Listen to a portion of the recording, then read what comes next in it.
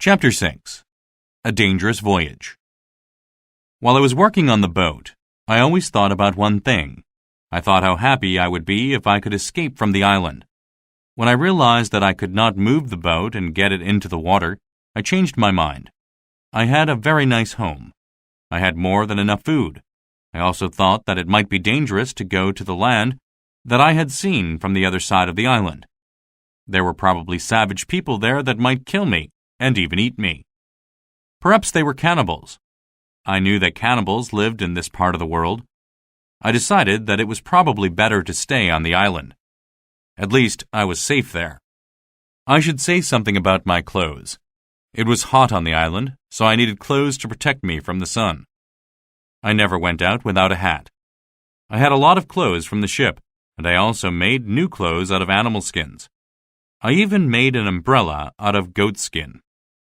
When I had been on the island about 5 years, I made another canoe. This time, I made a small one. It was too small to go to the land I saw, but I thought I could go around the island in it.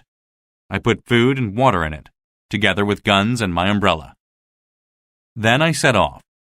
When I reached the east side of the island, I saw a long line of rocks going out into the ocean. I had to go around them, but I could not see how far they went.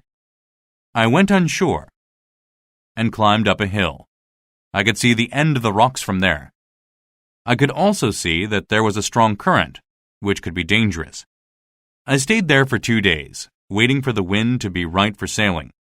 The sea was calm on the 3rd day. I put my boat back into the water and sailed along the line of rocks. When I got to the end, I was suddenly in very deep water. The current was much stronger than I had expected, and I was soon carried out to sea. I was taken further and further away from the island, and could not do anything to get back. I thought I would die. I had some food and water, but if I could not get back to the island, I would soon starve. I was very unhappy. How wonderful the island seemed now. I loved my island. It was not a prison. It was home. It was the best place in the world. I wanted to be there. I was soon so far away that I could hardly see the island. I rowed very hard to get out of the current. Then the wind came up and helped me to get out of it. I spent the whole day rowing and sailing back toward the island. It was very dangerous out there. I had to get back before dark. You cannot imagine how happy I was when I got back onto the beach.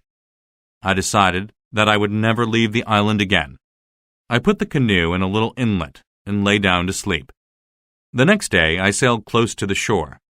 I came to the beach on the other side of the island. I put my canoe in a safe place and walked across the island to my country home, where I lay down to sleep again. I woke up when I heard somebody calling my name. I was frightened to hear this, until I realized that it was only my parrot. He had learned to say my name. For the next year, I did not do anything dangerous at all. I looked after my corn and made some more baskets and pots. My pet goat grew old and died. It was now my 11th year on the island. I did not have much gunpowder left. I needed to catch some goats and breed them so that I did not have to hunt them. I caught some of them in traps and made fences to keep them in.